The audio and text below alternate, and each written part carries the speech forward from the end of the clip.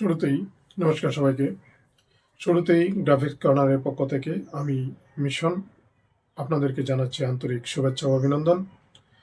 আজকে আমরা দেখব গ্রাফিক ডিজাইনেরই একটি অংশ। আমরা গ্রাফিক্সের মাধ্যমে বিভিন্ন ডিজাইন তৈরি করি, লোগো, ফ্লায়ার, বিজনেস কার্ড। কিন্তু সেগুলোকে লুকিং করার জন্য, লুকিংটা বাড়ানোর জন্য আমরা মক আপ করতে হয় সেই ডিজাইনগুলোকে মক আপ করার জন্য আবার বিভিন্ন সফটওয়্যার বা অ্যাপস ডাউনলোড করতে হয়। অনেক সময় বিভিন্ন অ্যাপ বা সফটওয়্যারগুলো আবার ঠিকমতো কাজ করে না।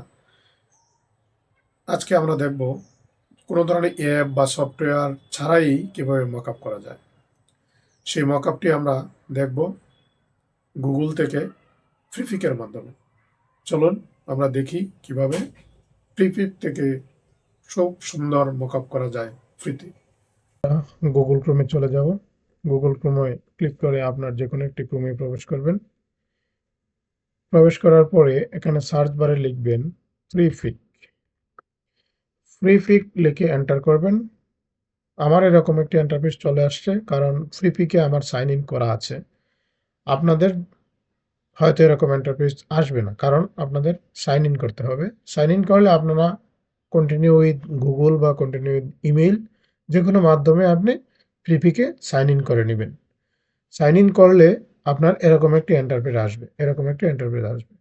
এরকম ইন্টারফেস আসার পরে এখানে ফ্রিপিকের পাশে দেখেন লেখা আছে টুল। সেই টুলে আপনি মাউসটা ধরলেই এখানে দেখতে পারবেন মকআপ জেনারেটর।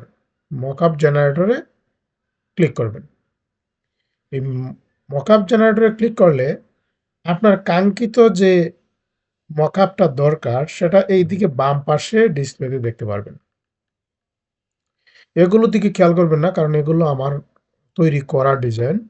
আমি আপনাদের দেখাচ্ছি যে আপনারা কিভাবে ফ্রিতে যে কোনো অ্যাপস বা সফটওয়্যার ছাড়া কিভাবে ফ্রিপিক থেকে মানে ফ্রিতে মকআপ করতে পারেন। তো এখান থেকে আমরা যে কোনো একটি মকআপ চয়েস করব। আপনি আপনার পছন্দ মতো যে কোনো মকআপ নিতে পারবেন। আপনি এখানে সার্চ বারে গিয়ে আপনি যা লিখবেন, এই সার্চ বারে যা লিখবেন সেই অনুসারে এখানে মকআপ চলে আসবে। কিন্তু এখানে লক্ষ্য রাখতে হবে যে ডিসপ্লেতে যে মকআপগুলো আসবে তাদের মধ্যে দেখবেন কিছু কিছু মকআপে ক্রাউন চিহ্নিত কিছু মকআপ থাকবে। সেই ক্রাউন চিহ্নিত মকআপগুলো আপনি ব্যবহার করতে পারবেন না, কারণ এগুলো পেইড। যদি আপনি প্রিপিক পেইড ভার্সন ইউজ করেন তাহলে এই মকআপগুলো ব্যবহার করতে পারবেন, নতুবা আপনি এই ক্রাউন চিহ্নিত ছাড়া যে মকআপগুলো আছে, ধরেন এইটা তারপরে এইটা মানে ক্রাউন চিহ্নিত ছাড়া যেগুলো আছে আপনি ব্যবহার করতে পারবেন। ধরুন আমি এই মকআপটি ব্যবহার করব। আপনার যে চয়েস হয় সেই মকআপটি আপনি ক্লিক করবেন। ধরুন আমি এই মকআপটি ইউজ করলাম। এই মকআপে ক্লিক করলে এটা একটু লোড নিবে, একটু অপেক্ষা করবেন।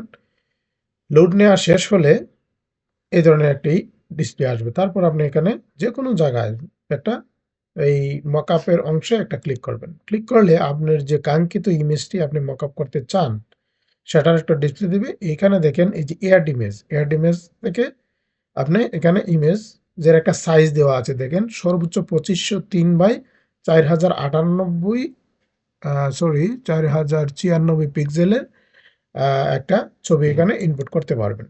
ধরুন আমি আমার এই ছবিটা আমি এখানে আপনি মকআপ করতে চাই, তাহলে আমি এটাকে ক্লিক করে এখানে ওপেন করব। ওপেন করলে একটু সময় দিলেই সেই ছবিটা এখানে মকআপ হয়ে যাবে। তারপর লক্ষ্য রাখবেন মকআপের যে ডিসপ্লেটা আছে তার বাহিরে যে ডিসপ্লেটা শো করে, যেখানে এখানে সাদা দেওয়া আছে, আপনি যদি ইচ্ছা করেন তাহলে সাদার যদি চেঞ্জ করে আপনি অন্য কোনো কালার দিতে চান তাহলেও দিতে পারবেন। এখানে এই কালার পিকারটা ক্লিক করে আপনি এখান থেকে যে কোনো কালার আপনি ইচ্ছা করলে দিতে পারবেন। ধরেন আমরা যদি এ ধরনের একটু একটু মানে কালো বা নীল সমৃদ্ধ আমি একটা দিতে চাই, তাহলে ধরুন আমরা এটা ক্লিক করলে আমি যেটা চয়েস করব সেই ধরনের একটি মকআপ চলে আসবে। ধরুন এটা আপনি সিলেক্ট করুন, তারপর এখান থেকে আমরা এক্সপোর্ট করে দেব। এক্সপোর্ট করলেই আমরা আমাদের কাঙ্ক্ষিত মকআপটি পেয়ে যাব। এখান থেকে আপনি পিএনজি দিতে পারেন বা জেপিজি দিতে পারেন, আপনার যা প্রয়োজন হয় তা দিবেন। দিয়ে এখানে ডাউনলোড কোয়ালিটিটা একটু বাড়িয়ে দিবেন, দিয়ে ডাউনলোড অপশনে ক্লিক করবেন। তাহলেই আমরা দেখতে পারবো যে আমাদের কাঙ্ক্ষিত মকআপটি তৈরি হয়ে গেছে। চলুন দেখি আমাদের মকআপটি হয়েছে কিনা। আমরা ডাউনলোডে চলে গেলাম।